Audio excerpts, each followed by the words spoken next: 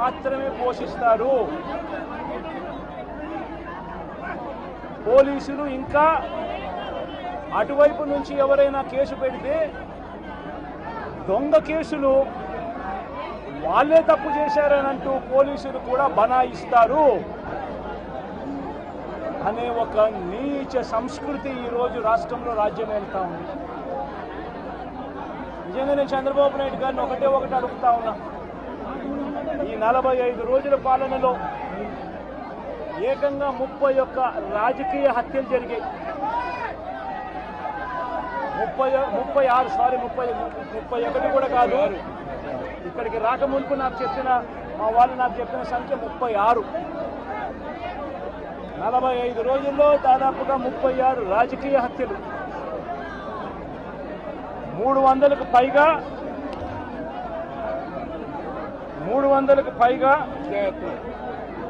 హత్యాయత్నాలు, 300కు పైగా హత్యాయత్నాలు. తెలుగుదేశం పార్టీ వాళ్ళ వేధింపులు భరించలేక 35 మంది ఆత్మహత్యలు చేసుకున్న పరిస్థితులు రాష్ట్రంలో ఉన్నాయి. ఈ 45 రోజుల పాలనలో ఏకంగా 31 రాజకీయ హత్యలు జరిగాయి. 31 కూడా కాదు. ఇక్కడికి రాకముందు మా వాళ్ళు నాకు చెప్పిన సంఖ్య 36. 45 రోజుల్లో దాదాపుగా 36 రాజకీయ హత్యలు, 300కు పైగా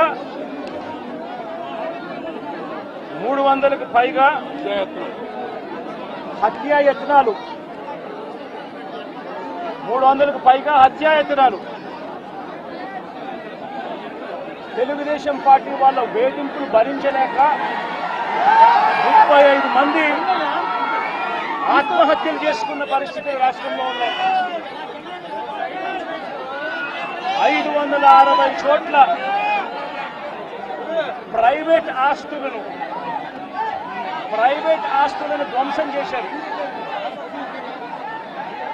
ఇంట్లో చొరబడుతున్నారు, ఆస్తులను ధ్వంసం చేస్తా ఉన్నారు, షాపులను కాల్చేస్తా ఉన్నారు. వైఎస్ఆర్సీపీ సానుభూతి పరుల చీనీ చెట్లు నరికేస్తా ఉన్నారు. ఇటువంటి ప్రైవేట్ ఆస్తులు 560 చోట్ల ప్రైవేట్ ఆస్తులను ధ్వంసం చేశారు. 490 చోట్ల ప్రభుత్వ ఆస్తులను ధ్వంసం చేశారు. 490 చోట్ల ప్రభుత్వ ఆస్తులను ధ్వంసం చేశారు. ఇవి కాక 1000కి పైగా దౌర్జన్యాలు, దాడులు. 1000కి పైగా దౌర్జన్యాలు, దాడులు. ఈ 45 రోజుల్లో తెలుగుదేశం పార్టీ అధికారంలోకి వచ్చిన తర్వాత ఈ రాష్ట్రంలో ఇది లా అండ్ ఆర్డర్ పరిస్థితి. నేను అడుగుతా ఉన్నాను, ఒకసారి ఆలోచన చేయమని అడుగుతా ఉన్నాను. ఎంతటి దారుణంగా లా అండ్ ఆర్డర్ పరిస్థితి ఉంది అన్నదానికి నిదర్శనము ఈ రషీద్ కేసే ఒకటి తీసుకోండి కావాలంటే. రషీద్ కేసే ఒకటి కావాలంటే తీసుకోండి. ఇదే వినుకొండకు ఇంతకు ముందు ఎస్పీగా రవిశంకర్ రెడ్డి అని చెప్పి ఇంతకు ముందు ఎస్పీగా ఉన్నారు. మంచి ఆఫీసరు, అప్రైట్ ఆఫీసరు.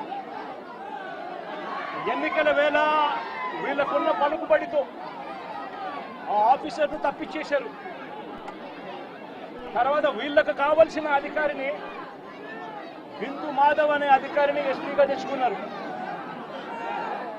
ఈ బిందు మాధవ్ అనే అధికారి ఎస్పీ ఎంత అన్యాయస్తుడనంటే, ఈ అన్యాయమైన ఎస్పీని సస్పెండ్ చేస్తూ ఎన్నికల కమిషనే స్వయంగా నిర్ణయం తీసుకుని ఈ బిందు మాధవ్ అనే అధికారిని సస్పెండ్ చేశారు.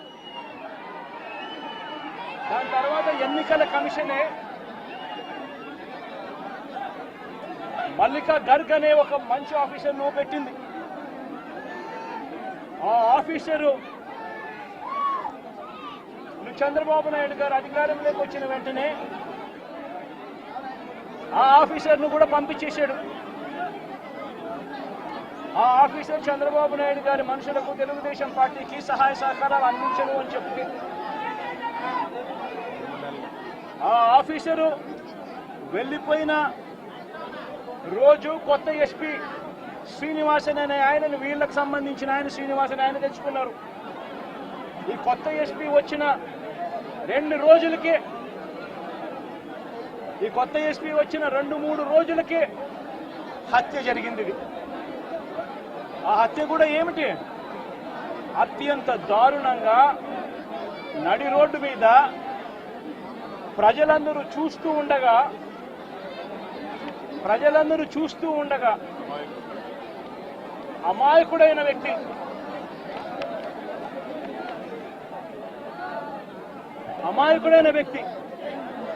ఈ వ్యక్తి ఒక సాధారణ ఉద్యోగస్తుడు. వైన్ షాప్లో తాను పనిచేసుకుంటూ సూపర్వైజర్గా తాను పనిచేసుకుంటూ వైన్ షాప్లో తన జీవితం గడుపుతా ఉన్న ఒక సామాన్యమైన వ్యక్తి. ఇటువంటి వ్యక్తిని అతి కిరాతకంగా నడి రోడ్డు మీద అందరూ చూస్తూ ఉండగానే కిరాతకంగా కత్తి తీసుకొని అతి దారుణంగా నరకడము. ఆ నరుకుతూ వైఎస్ఆర్ కాంగ్రెస్ పార్టీకి సంబంధించిన సానుభూతి పరులందరినీ కూడా ఈ మాదిరిగా మేము నరుకుతాము అని చెప్పి రాష్ట్ర వ్యాప్తంగా ఒక మెసేజ్ పంపించడం కోసం అతి కిరాతకంగా నడి రోడ్డు మీద ఒక వ్యక్తిని నరుకుతాం. ఎంతటి దారుణంగా ఉంది అనంటే పోలీసు వ్యవస్థ వీళ్ళదే. ఇదే ఈనాడు, ఇదే ఆంధ్రజ్యోతి, ఇదే టీవీ5 వీళ్ళందరూ కూడా పత్రికల ముసుగులో వీళ్ళు కూడా ఏ స్థాయికి దిగజారిపోయారో ఒక్కసారి గమనించమని అడుగుతా ఉన్నా. ఈనాడులో ఈరోజు నిన్ననో ఒక స్టోరీ, అప్పుడెప్పుడో మోటార్ బైక్ కాలిందట. ఆ మోటార్ బైక్ అనే వ్యక్తి కాల్చింది. ఆ మోటార్ బైక్ అనే వ్యక్తి ఈ జిలానీదే మోటార్ బైకు, అది వైఎస్ఆర్సీపీ వాళ్ళు కాల్చారట. అందుకనే 2 ఏళ్ల తర్వాత ఇది జరిగిందట అని చెప్పి ఒక దిక్కుమాలిన అబద్ధం చెప్తా ఉన్నారు. నిజంగా వీళ్ళు పత్రికలా, వీళ్ళు ఏమైనా పేపర్లా, టీవీలా? నిజంగా వీళ్ళంతా కూడా సిగ్గుతో తలొంచుకోవాలి వీళ్ళు చేస్తా ఉన్న దుష్ప్రచారాలకు, అబద్ధాలకు. తీరా చూస్తే ఆ మోటార్ బైక్ ఎవరిది అని అంటే ఆ మోటార్ బైక్ జిలాంది కాదు. ఆ మోటార్ బైక్ ఆసిఫ్ అనే వైఎస్ఆర్సీపీకి సంబంధించిన వ్యక్తిది. ఆ వైఎస్ఆర్సీపీకి సంబంధించిన వ్యక్తి crime number 10/2024 dated 17/1/2024 Asif YSRCP activist filed a case against TDP ex-chairman Shamim, TDP state secretary Ayub Khan, town TDP president and others who burnt his motorcycle and caused head injury to Asif. Asif motorbike nu వాళ్ళు కాల్చి ఆసిఫ్ను గాయపరిచి ఆ గాయపరిచిన కేసును Asif 17/1/2024లో case పెట్టి crime number కూడా 10/2024 dated అని చెప్పి crime number కూడా register అయింది. ఆ ఫోటో తీసి ఎప్పుడో జరిగిందని చెప్పి చూపించి ఆ కేసు మోటార్ బైక్ కేసు అప్పట్లో పోలీసులు తీసుకోలేదు అని చెప్పి మళ్ళీ పోలీసుల మీద కూడా ఒక తప్పుడు ప్రచారం మళ్ళీ పోలీసుల మీద కూడా వేసి అసలు జరిగిన ఇన్సిడెంట్ ఎప్పుడు అని అంటే ఇది 17/1/2024 జరిగినది. ఎవరి బైక్ నాకు కాలింది అని అంటే ఆసిఫ్ బైక్ కాలింది. ఆసిఫ్ ఎవరు అని అంటే వైఎస్ఆర్సీపీ మనిషి. చేసింది ఎవరు అని అంటే తెలుగుదేశం పార్టీకి సంబంధించిన Telugu Desam X chairman Shamim, Telugu Desam state secretary Ayub Khan, వీళ్ళంతా ఎంత దారుణంగా ఫ్యాక్ట్లను ట్విస్ట్ చేసి ఎస్పీ అనే వ్యక్తి కొత్తగా వస్తాడు. వచ్చిన 3 రోజుల కిందటే ఎస్పీ వస్తాడు. ఎస్పీ వచ్చిన 3వ రోజు హత్య జరుగుతుంది. ఇన్సిడెంట్ జరిగిన గంటలోపే ఇన్సిడెంట్ జరిగిన గంటలోపే ఎస్పీ బయటకు వచ్చి ఇది ఇద్దరు వ్యక్తిగత విషయాల వల్ల వాళ్ళకున్న మధ్యలో ఉన్న గొడవల వల్ల ఒకరిని ఒకరు చంపుకున్నారు అని చెప్పి తప్పుడు మాటలు మాట్లాడుతూ అబద్ధాలు చెప్తా ఉన్నాడు. నేను అడుగుతా ఉన్నా, కేసు పెట్టారని అంటా ఉన్నారు,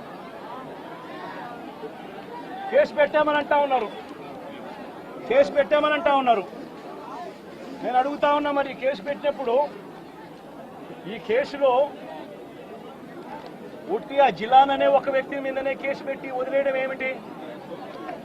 ఈ ఫోటో ఏమిటి? ఈ ఫోటో కనపడటం లేదా?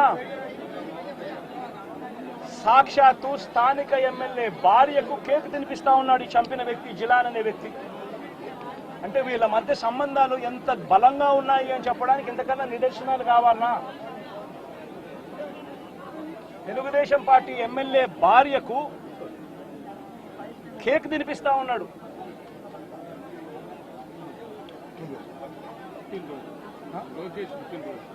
లోకేష్ పుట్టినరోజు నాడున వీళ్ళు కేక్ కట్ చేయడము, ఆ కేక్ మళ్ళీ ఈ జిలాన్ అనే వ్యక్తి ఎమ్మెల్యే భార్య కేక్ తినిపించడం. మరి ఇంత దారుణమైన ఇంత సత్సంబంధాలు కలిగిన వీళ్ళు, ఇది ఎమ్మెల్యేతో ఫోటో.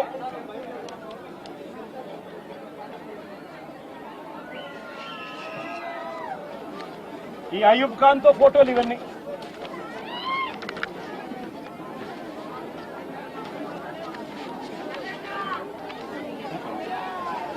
ఇది షబీం ఖాన్ తో ఫోటోలు.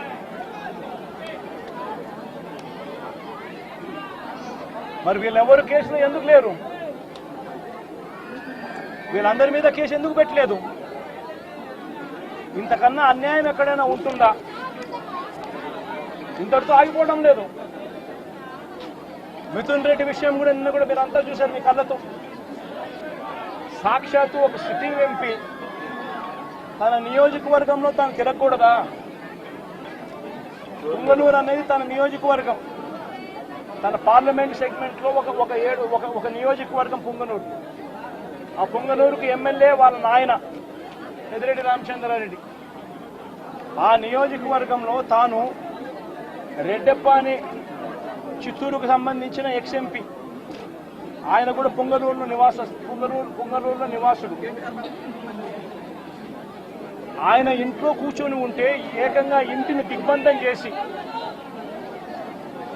ఇంటి మీద రాళ్లు వేసి, కారును ధ్వంసం చేసి, రెడ్డెప్ప కారును కాల్చేసి పోలీసుల సమక్షంలోనే ఇవన్నీ జరుగుతూ ఉన్నాయి అని అంటే ఇంతకన్నా దారుణంగా లా అండ్ ఆర్డర్ పరిస్థితి, ఇంతకన్నా దారుణంగా దిగజారిపోయిన పరిస్థితి ఎక్కడైనా కనిపిస్తుందా? దొంగ కేసులు పెడతా ఉన్నారు, పోలీసులను ప్రేక్షక పాత్రగా పోషించే కార్యక్రమం చేయిస్తా ఉన్నారు. చివరికి ఏ స్థాయిలోకి లా అండ్ ఆర్డర్ వెళ్ళిపోతా ఉంది అని అంటే లా అండ్ ఆర్డర్ గురించి పట్టించుకునే పరిస్థితిలో పోలీసులు ఎవ్వరూ లేరు. లా అండ్ ఆర్డర్ ఏ స్థాయిలో వెళ్ళిపోతా ఉందనంటే చివరికి అమ్మాయిల మీద అత్యాచారాలు జరుగుతూ ఉన్నాయి, పోలీసులు ఎవరూ పట్టించుకోవడం లేదు. అగత్యాలు జరుగుతూ ఉన్నా కూడా ఎవరు పోలీసులు పట్టించుకోవడం లేదు. పట్టించుకోవాల్సిన అవసరం ఏముంది? చంద్రబాబు నాయుడు పట్టించుకోవద్దని చెప్తా ఉన్నాడు కదా అని చెప్పి వదిలేసిన పరిస్థితులు. నేను అడుగుతా ఉన్నా, ఇదే గతంలో వైఎస్ఆర్సీపీ ప్రభుత్వం ఉన్నప్పుడు ఏ రోజు కూడా తెలుగుదేశం పార్టీ వాళ్ళని చంపండి, తెలుగుదేశం పార్టీ వాళ్ళని కొట్టండి, తెలుగుదేశం లబ్ధిదారులకు మేలు చేయకుండా వదిలేయండి అని ఏ రోజు ఇన్స్ట్రక్షన్స్ ఇవ్వలేదు. ప్రతి అక్క చెల్లెమ్మ కూడా బయటికి పోతే తన ఫోన్లో దిశ యాప్ ఉండేది. ఆపదలో ఉంటే 5 సార్లు ఫోన్ షేక్ చేసినా లేదా SOS బటన్ నొక్కితే చాలు పోలీసులు వెంటనే వచ్చి అక్క ఏమైంది అని చెప్పి తోడుగా ఉండే పరిస్థితులు గతం. ఈరోజు పరిస్థితులు ఏమిటి? లా అండ్ ఆర్డర్ పూర్తిగా దిగజారిపోయిన పరిస్థితులు కనిపిస్తూ ఉన్నాయి. ఎందుకు ఈ మాదిరిగా జరుగుతూ ఉంది? కారణం చంద్రబాబు నాయుడు అనే వ్యక్తి తప్పుడు మాటలు చెప్పి తప్పుడు వాగ్దానాలు చేసి ప్రజలను మోసం చేసి ప్రజలకు ఆశ కల్పించి తాను ముఖ్యమంత్రి పదవిలోకి ఎక్కాడు. నేను అడుగుతా ఉన్నాను ఇదే చంద్రబాబు నాయుడును, ఇదే జగన్ ముఖ్యమంత్రిగా ఉంటే గత 5 సంవత్సరాల పాలన చూడండి. ప్రతి క్వార్టరు ఆ 3 నెలలు అయిపోయిన వెంటనే విద్యా దీవెన మరుసటి క్వార్టర్లో వచ్చేది. ఈరోజు జనవరి, ఫిబ్రవరి, మార్చి క్వార్టర్ విద్యా దీవెన పోయింది. ఏప్రిల్, మే, జూన్, ఇప్పుడు మళ్ళీ జూలైలో ఉన్నాం. 2 క్వార్టర్లు విద్యా దీవెన అనేది బకాయిలు. జగనే ఉండింటే విద్యా దీవెన అన్నది ప్రతి 3 నెలలకు ఒకసారి, 3 నెలలు అయిపోయిన వెంటనే జగన్ ఇచ్చేవాడు. తల్లులకు ఇచ్చేవాడు, పిల్లలకు మేలు చేసేవాడు. ప్రతి ఏప్రిల్లో జగనే ఉండింటే వసతి దీవెన ప్రతి ఏప్రిల్లో ఒక ఇన్స్టాల్మెంట్, వసతి దీవెనకు సంబంధించిన ఒక ఇన్స్టాల్మెంట్ ప్రతి తల్లి ఖాతాలోనూ పడి ఉండేది. జగనే ఉండింటే ఈ పాటికే రైతు భరోసా రైతన్నలకు వచ్చి ఉండేది. ప్రతి సంవత్సరం జగన్ జూన్లో రైతు భరోసా అమౌంట్ ప్రతి రైతుకు క్యాలెండర్ పెట్టి మరీ ఇచ్చాడు. జగనే ఉండింటే అమ్మఒడి డబ్బులు ఈ పాటికి తల్లులకు వచ్చి ఉండేటివి. ప్రతి సంవత్సరం ప్రతి జూన్లోనూ అమ్మఒడి డబ్బులు తల్లులకు వచ్చిన పరిస్థితులు. జగనే ఉండింటే ప్రతి ఏప్రిల్లో మహిళలకు సంబంధించి, అక్క చెల్లెమ్మలకు సంబంధించిన 0 వడ్డీ డబ్బు ఈ పాటికి వచ్చి ఉండేది. జగనే ఉండింటే మత్స్యకార భరోసా అన్నది ప్రతి ఏప్రిల్ 15 నుంచి జూన్ 15 మధ్యలో క్రమం తప్పకుండా జగన్ మత్స్యకారులకు తోడుగా ఉంటూ మత్స్యకార భరోసా ఇచ్చాడు. నేను అడుగుతా ఉన్నా, ఈరోజు వైఎస్ఆర్ కాంగ్రెస్ పార్టీ లేకపోవడం, చంద్రబాబు నాయుడు చెప్పిన అబద్ధపు మాటలతో ఈరోజు ప్రతి అక్క చెల్లెమ్మ ఎదురు చూస్తూ ఉంది. ఆ రోజు చంద్రబాబు నాయుడు అన్న మాట, జగన్ అయితే కేవలం 15,000 మాత్రమే ఇస్తాడు పిల్లల్ని బడికి పంపిస్తే, చంద్రబాబు నాయుడు అధికారంలోకి వస్తే 15,000 నీకు, 15,000 నీకు, 15,000 నీకు, 15,000 నీకు, 15,000 నీకు, నలుగురున్నారా మీ ఇంట్లో పిల్లలు 60,000, మళ్ళా ఇంట్లో వాళ్ళ అమ్మను చూపించి నీకు 18,000. ఇవన్నీ మాటలు మాట్లాడి ఈరోజు ప్రతి అక్క అడుగుతా ఉంది, ఎన్నికలప్పుడు నువ్వు చెప్పిన మాట ఏంది? ప్రతి 18 సంవత్సరాలు నిండిన ప్రతి వయసు గల అక్క, 18 నుంచి 59 సంవత్సరాలు గల వయసు గల అక్క చెల్లెమ్మకు ప్రతి నెల 1,500 ఇస్తానన్నావు. ఈరోజు రాష్ట్రంలో ఓటర్ల జాబితా తెలుసు మీకు. 4,12,00,000 మంది ఓటర్లు ఉన్నారు. ఓటర్ల జాబితా అంటే దాని అర్థం ఏమిటి? దాని అర్థం వాళ్ళందరూ కూడా 18 సంవత్సరాలు పైబడిన వయసు పడిన వాళ్ళనే కదా దాని అర్థము. మరి అందులో 2,10,00,000 మంది అక్క చెల్లెమ్మలు ఉన్నారు, 18 సంవత్సరాలు పైచిలుకు పడిన వాళ్ళు. ఆ 2,10,00,000 మంది అక్క చెల్లెమ్మలకు పెన్షన్ తీసుకుంటున్న వాళ్ళు కాస్తో కూస్తో కొంచెం పక్కన పెట్టినా కూడా 1,80,00,000 మంది అక్క చెల్లెమ్మలు ఈరోజు మాకు 1,500 ప్రతి నెల ఇస్తానన్నావు, ఏమైంది మా 1,500, మా పరిస్థితి ఏమిటి, నీకు ఓటేసాం నీ మాటలు నమ్మి అని చెప్పి అడుగుతా ఉన్నారు అక్క చెల్లెమ్మలు. ప్రతి అక్క ప్రతి పిల్లలు అడుగుతా. జగన్మామ ఉన్నప్పుడు క్రమం తప్పకుండా జగన్మామ 15,000 మా అమ్మకి ఇచ్చేవాడు అమ్మఒడి కింద. నువ్వు తల్లికి వందనం అన్నావు, మా ఇంట్లో 9 పిల్లలు ఉన్నారు, 60,000 మా ఇంటికి ఇస్తానన్నావు, ఎప్పుడు ఇస్తావు, ఎందుకు ఇవ్వడం లేదు అని చెప్పి అడుగుతా ఉన్నారు. పిల్లలు అడుగుతా ఉన్నారు, తల్లులు అడుగుతా ఉన్నారు, ప్రతి రైతు అడుగుతా ఉన్నాడు. వ్యవసాయం మొదలైపోయింది, వేగంగా నీకు వ్యవసాయం పనులు జరుగుతూ ఉన్నాయి. రైతు భరోసా సొమ్ము జగన్ ఉంటే వచ్చేది. నువ్వు 20,000 రూపాయలు ఇస్తానన్నావు రైతు భరోసా కింద. పెట్టుబడి సహాయం కింద 50 లక్షల మంది రైతన్నలు ఇవాళ అడుగుతా ఉన్నారు, మా పెట్టుబడి సాయం కింద 20,000 ఇస్తానన్నావు, ఏమైంది ఆ డబ్బు అని చెప్పి రైతన్నలు ఎదురు చూస్తూ అడుగుతా ఉన్నారు. ఈరోజు అక్క చెల్లెమ్మలు, పొదుపు సంఘాల్లో ఉన్న అక్క చెల్లెమ్మలు అడుగుతా ఉన్నారు. ఏప్రిల్లో పొదుపు సంఘాలకు 0 వడ్డీకి సంబంధించిన 0 వడ్డీ డబ్బులు కట్టాలి. మరి ఎందుకు సున్నా వడ్డీ డబ్బులు మాకు ఎందుకు కట్టడం లేదు అని అక్క చెల్లెమ్మలు అడుగుతా ఉన్నారు. చదువుకుంటున్న పిల్లలు అడుగుతా ఉన్నారు. ఆ అక్క చెల్లెమ్మలు అడుగుతా ఉన్నారు. ఆ పిల్లలు చదివిస్తా ఉన్న అక్క చెల్లెమ్మలు, మా పిల్లలు చదువులు పోతా ఉన్నారు, కాలేజీలు అడుగుతా ఉన్నాయి ఫీజులు కట్టమని చెప్పి, సర్టిఫికెట్లు ఇవ్వమంటున్నాయి, సర్టిఫికెట్లు ఇవ్వమని చెప్పి కాలేజీలు అంటా ఉన్నాయి. 2 క్వార్టర్లు 2 త్రైమాసికాలకు సంబంధించి విద్యా దీవెన ఇవ్వడం లేదు, ఎందుకు ఇవ్వలేదు అని, వసతి దీవెన ఎందుకు ఇవ్వడం లేదు అని చెప్పి తల్లులు అడుగుతా ఉన్నారు, మత్స్యకారులు అడుగుతా ఉన్నారు.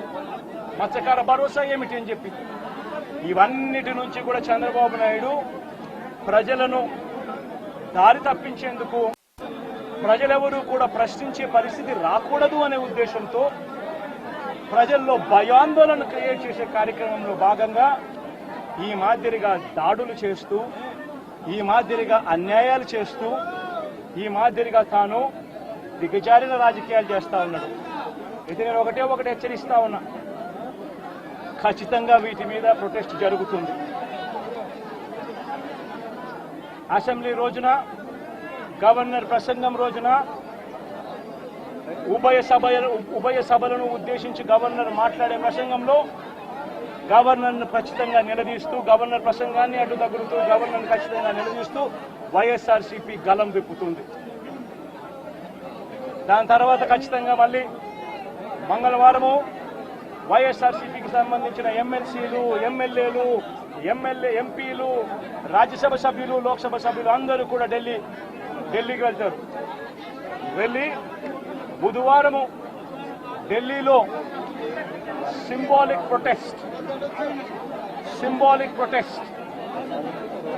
సింబాలిక్ ధర్నా ఢిల్లీలో చేసే కార్యక్రమం కూడా చేస్తాం.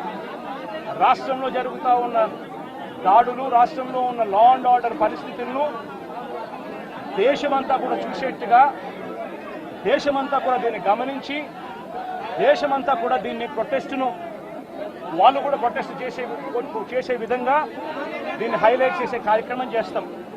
ప్రధానమంత్రి గారి అపాయింట్మెంట్ ఇప్పటికే అడగడం జరిగింది. అమిత్ షా గారిని ప్రెసిడెంట్ అపాయింట్మెంట్ కూడా అడగడం కూడా జరుగుతుంది. వీళ్ళందరూ కూడా అపాయింట్మెంట్ ఇస్తే వీళ్ళందరినీ కూడా కలిసి వీళ్ళందరికీ కూడా చెప్పే కార్యక్రమం కూడా చేస్తాం. సరే, ఈ ఇష్యూలో మీ చెప్పేటప్పుడు నువ్వు ఫ్లో పోతుంది కదా. నువ్వు ఎంత ఆంధ్రజ్యోతి విలేకరు అయితే మాత్రం మధ్యలో వచ్చి చెప్పడం ధర్మం కాదు కదా. ఏం చెప్తాను, సీరియస్ గా జరుగుతా ఉన్నప్పుడు ప్రకారం ప్రధానమంత్రి అపాయింట్మెంట్ను, హోంమంత్రి అపాయింట్మెంటు, ప్రెసిడెంట్ గారి అపాయింట్మెంటు, వీళ్ళ ముగ్గురు అపాయింట్మెంట్ కూడా అడగడం జరుగుతూ ఉంది. వీళ్ళ ముగ్గురిని కూడా కలిసే కార్యక్రమం కూడా జరుగుతుంది. వాళ్ళ అపాయింట్మెంట్లు ఇస్తే వాళ్ళని కూడా కలిసే కార్యక్రమం జరుగుతుంది.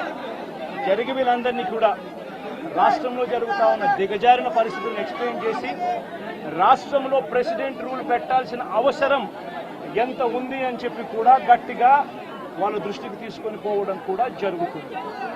నిజమైన అడుగుతున్నాను. ప్రధానమైన డిమాండ్ ఈ ఇన్సిడెంట్లో అన్నా, ఇన్సిడెంట్లో ప్రధానమైన డిమాండ్, ఈ ఇన్సిడెంట్లో ప్రధానమైన డిమాండ్ ఒకటేనా, ఆ కుటుంబం ఏం పాపం చేసిందని చెప్పి ఆ కుటుంబంలో ఒక మనిషిని చంపారు.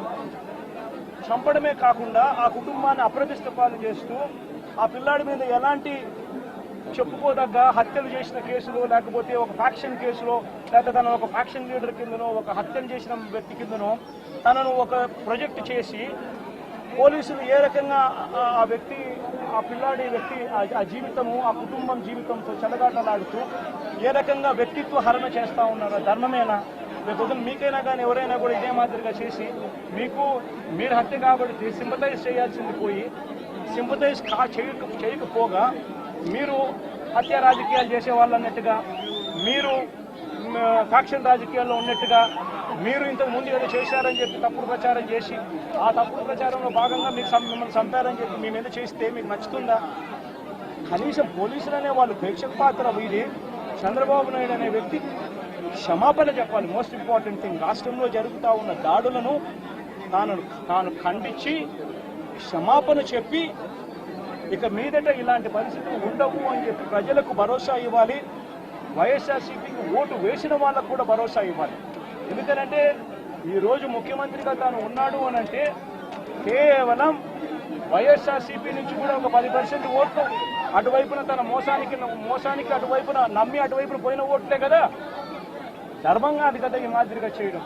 మొట్టమొదటిసారిగా చంద్రబాబు నాయుడు క్షమాపణ చెప్పాలి. పోలీసులు వాళ్ళ విధులు నిష్పక్షపాతంగా చేసే విధంగా పోలీసులు అడుగులు ముందుకు వేయాలి. ఇవన్నీ జరిగే దానికోసమే ఒత్తిడి తీసుకొచ్చే కార్యక్రమంలో భాగంగా ఇవన్నీ చేస్తారు.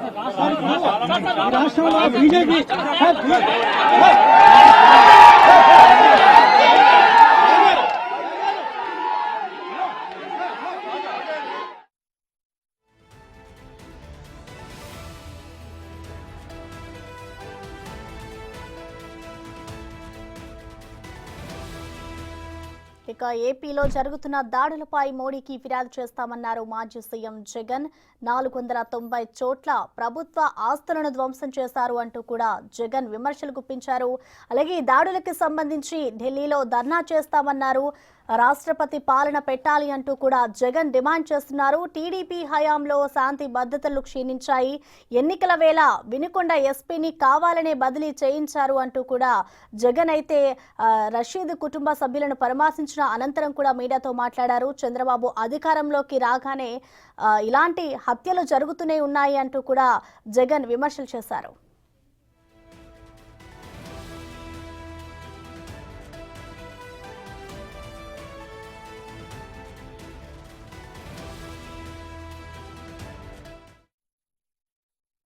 సాగుతా ఉంది. గత 45 రోజులుగా రాష్ట్రంలో పరిస్థితి ఏమిటి అని చెప్పి ఒకసారి ఏ సామాన్యుడిని అడిగినా కూడా ఆ ప్రతి సామాన్యుడి నోట్లో నుంచి కూడా వచ్చే మాట ఒకటి: ఈ రాష్ట్రంలో లా అండ్ ఆర్డర్ లేదు, ఈ రాష్ట్రంలో ఆటవిక పాలన సాగుతా ఉంది, ఈ రాష్ట్రంలో తెలుగుదేశం పార్టీ వారు ఎవరైనా సరే వాళ్ళు తెలుగుదేశం పార్టీ వారు అయితే చాలు, ఎవరినైనా కూడా వాళ్ళు పోయి కొట్టచ్చు,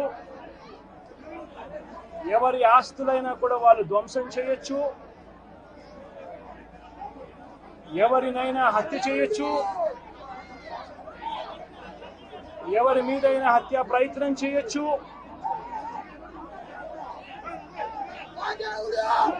వాళ్ళు ఏమి చేసినా కూడా పోలీసులు ప్రేక్షక పాత్ర మాత్రమే పోషిస్తారు.